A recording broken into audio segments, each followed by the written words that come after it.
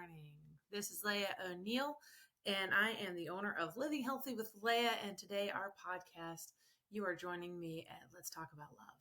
So, I guess this is the part where I'm supposed to have some sort of cheering.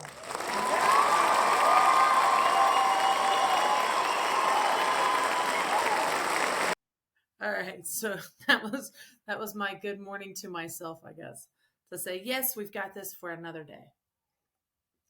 So thank you for joining me today. Today we are going to be answering questions about love. And all of us want it, right? Otherwise, Hallmark wouldn't be making millions of dollars, especially here at the Christmas season. Well, for most of you, it's for Thanksgiving, but for some of us, we've already started decorating for Christmas. So everybody asks me all the time, what is love? Like, why is this important? That's a really dumb question. Let's be honest, because everybody wants love. Everybody wants something. So let's delve into what is love. So love can be coming in so many forms. I actually had an email the other day from a client who said, I want a relationship, I want communication, but I don't understand why nobody is hearing me. And I want to fall in love, but nobody wants what I have. Well, I mean, that's fair. I mean, I think everybody goes through that. So let's talk about why this is an issue. The first question is, what are you trying to communicate? Are you trying to communicate your wants, your desires? Are you trying to communicate what your expectations are? And also, when are you communicating this? Like, is this at the very beginning of a first date? Is this at the very beginning of a relationship? Is this someone you just met off of Tinder or I think there's even a Facebook one, dating, Match.com. It really just depends on where you're meeting this person. Are you sitting at a bar having a couple drinks and you approach someone and you go into, well, I want 3 kids, I want a house, I want to have the perfect career, and you lay out your 10-year plan. Well, I can promise you right now, that person is probably going to run for the hills, especially if they're not a person that's like you. So the people tend to be drawn to a certain type of person. Usually they reflect someone in their life that they love, like a mom or a dad or a grandparent. And unfortunately, a lot of times that is going to get us to absolutely freaking nowhere. Because we're going to lay out, okay, this is who I am, this is what I want to be, and that person's going to run. Unless they are matched for you. Unless they're like you, they're like, okay, that's great. Thank you for that being upfront. Here's what I want. But the question is, do you then run? And how do we find that person that we're supposed to be with, that person that matches that? I think someone once actually told me that energy, that vibe. And then you get discouraged and you get frustrated when you don't find them after 15, 20, 30 dates, when you're not meeting them constantly. And we have this idea that we've got to find it by a certain time. We've got to have children by a certain time. We have the job, we have the house, let's have the relationship. Unfortunately, nothing happens in that time frame. It is hard to meet people with those energies that are completely compatible really quick. And sometimes we have to hit an emotional or a relationship with ourselves goal before God or the universe or individuals show us who we're supposed to be with. And all that sounds pretty nuts. I know. It's like, okay, great. So what you're telling me, thanks for the podcast. What you're telling me is that good freaking luck. Not really. What I'm telling you is that you can sit at a bar all day long, but ask yourself, are you looking for a barfly? You can get in Tinder all day long, but are you looking for a hookup? You can go to work every day and see that one person, that person at work. But are you wanting to be with someone that does the same things you do? The way people get really confused with love and relationships is you're trying to find them outside of your space. You're trying to find them outside of your world. Ask yourself, why do biker chicks always date bikers? Think about it. Why do ministers tend to date certain types of women for ministry? Because they're already involved in ministry. So ask yourself, if you're an IT tech and you're doing nothing but IT and you're trying to date someone that's always hiking, think about it. For some people that works because they introduce you and you're like, hey, okay, I really love hiking. But you're not going to find that person in front of a computer screen. You're not going to find that person in front of a computer screen. Sorry. You're going to find them out hiking. Say you are a photographer. You're a family photographer. But you want to date or be with a bodybuilder. Well, you're going to need to do one or two things. You're going to need to go where bodybuilders are who need photographers, or you're going to need to go to a gym and meet them. I mean, the thing is, you have to ask yourself, what are you looking for and why? Like I myself, I'm looking for a partner. I found a partner. My partner's amazing. But I didn't find him by going to a bar. I'm a grad student, so I actually found him in school. I mean, it kind of works. Find them with what you're interested in, because you're not going to find someone just randomly in a bar unless they like to go to bars. And if you're like, I don't like going to bars, but I'm going to go to bars to find someone, you're going to find someone that likes to go to bars. It's not rocket science. So kind of put that together. I'm going to give you a funny little laughing. I mean, seriously, I love these little funny noises. I'm probably going to use them more than I should. But the point is that if you love to dance, go to dance classes. If you love to hike, go hiking. Find a hiking partner. Join hiking clubs. It's not that hard once you put your mind and say, oh, well, I'm doing this ass backwards. I'm trying to go to a bar to pick up a girl, or try to go to a bar to find a guy, but I hate going to bars. I don't play pool and I don't shoot darts. Well, guess what? You're going to find someone that's what they like to do. If you want a biker, be a biker. If you want to find someone in IT, get interested in computers. Do stuff on computers. The thing is that if you're trying to find someone outside of your comfort zone, you're going to be in a relationship that sets you into your own comfort zone. And there's going to be arguments and there's fights, and you're setting yourself up for failure.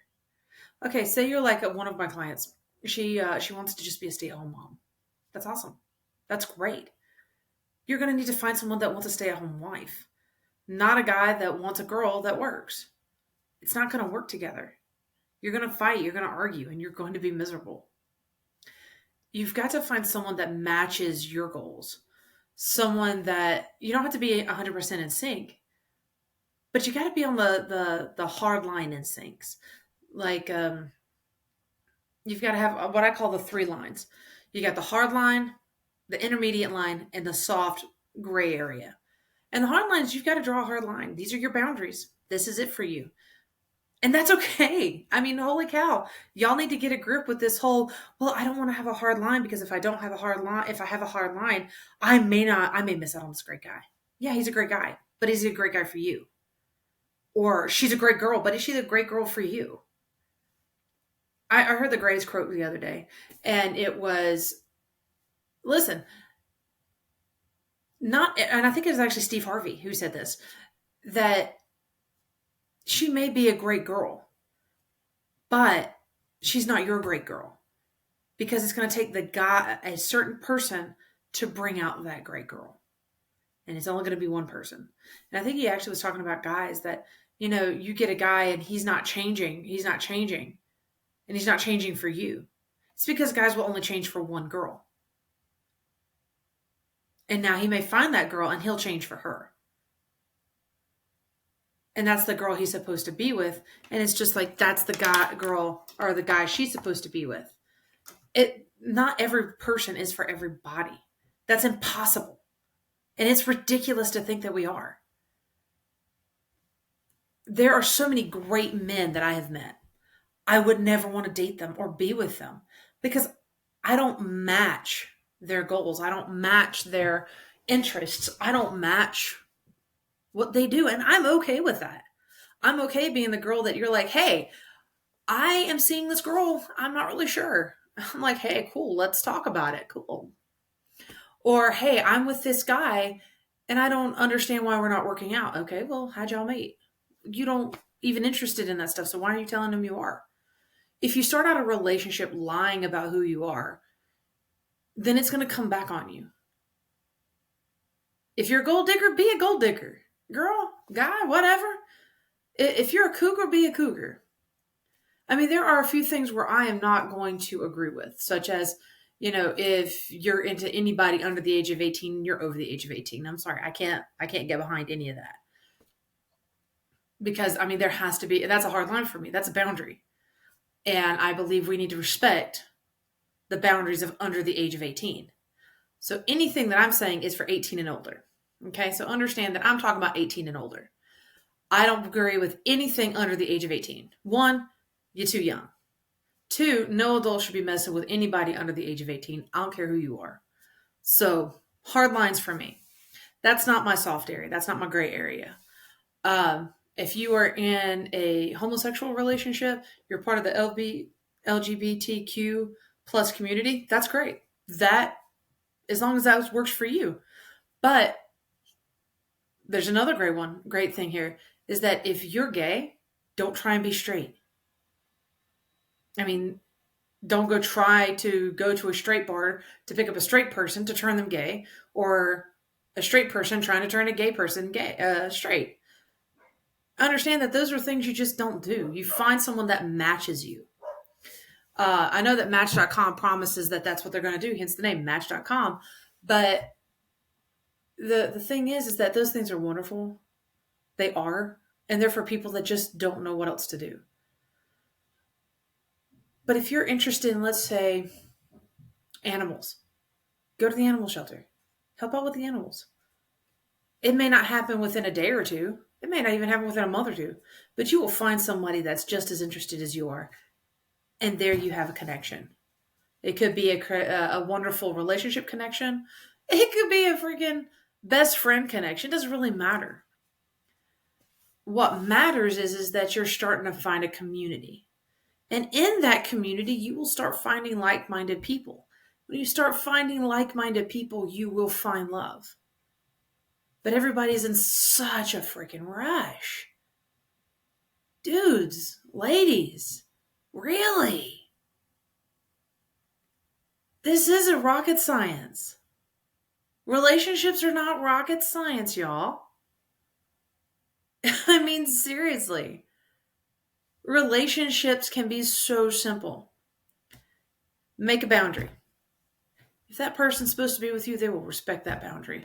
When they make a boundary, you're going to respect theirs. Simple. Communicate those boundaries. Don't be afraid. Be courageous. Say, hey, listen, I'm interested in going skydiving. Cool. All right. Well, I'm not, but I'll go with you and support you. I'll be down there with the flowers underneath you.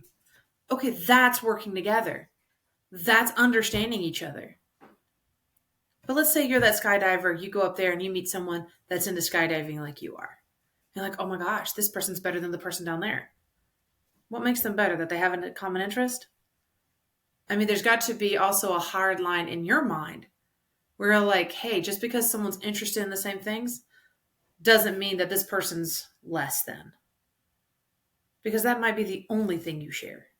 About the person down there, what is your 80-20? Because no one's going to be your 100% 100% of the time. It's impossible. Some days you're going to be 80. Some days they're going to be 80. Some days they're only going to be able to give 20 and you have to be 80. Some days you're both going to be 100%. So you got to ask yourself, Is having one thing super in common with one person as important as all the things that you can share with this other person? You've got to find your limitations yourselves. So I could sit here and I could tell you, hey, go with the person with the skydiving. But okay, you go home. All right, it's great. You both love skydiving. But maybe they want to go skydiving every week, every day, every hour. Maybe that's not your thing. Maybe you just wanted to do it once, twice max. Understand the limitations of interests. Understand how far you want to take something. Again, this isn't math. This isn't, actually, it is science. There's been a lot of science behind it. But think about it, y'all. Know those limitations for yourself. Just think about it for a minute, y'all. Know those limitations. I'm giving y'all pearls of wisdom. A relationship isn't based on just one interest or two interests or three interests. I can be a best friend with somebody and have 100% same interests. It's not whether you like to drink alcohol together or smoke cigars 100%. It's not about all of that. At the end of the day, you're going to change. At the end of the day, they're going to change. And it's going to go back and forth for the rest of your lives. Your interests are going to go back and forth. You're going to excite each other some days and bore each other the next, to where you want to just pull your hair out. And there's going to be days they make you angry and frustrate you. And guess what? You're going to do the same to them. But what matters is when you make those hard boundaries, each other, that you respect them. Not only respect them, it's something you can live with. When you make those intermediate boundaries and you're like, hey, these boundaries we really need to stick to. Can you agree with me? And you can align those boundaries. That's what holds you together when the shit hits the fan, when you're broke, when you're so emotionally and mentally stressed you cannot handle it. When you have the trust of those boundaries. Because that's what makes a best friend, is the trust of those boundaries. When you can trust that these boundaries will be respected, and that's your consistency. Because what's going to happen is when that person trusts those boundaries, and they're like, okay, this person's got my back. They're going to trust these boundaries. And I know that is the one thing I can rely on when all the other shit's hitting the fan. What's going to happen is that person's going to hug you. And that's going to release hormones in your body that just relax you. You think it's their looks? No, honey, because looks come and go. Fat comes and goes.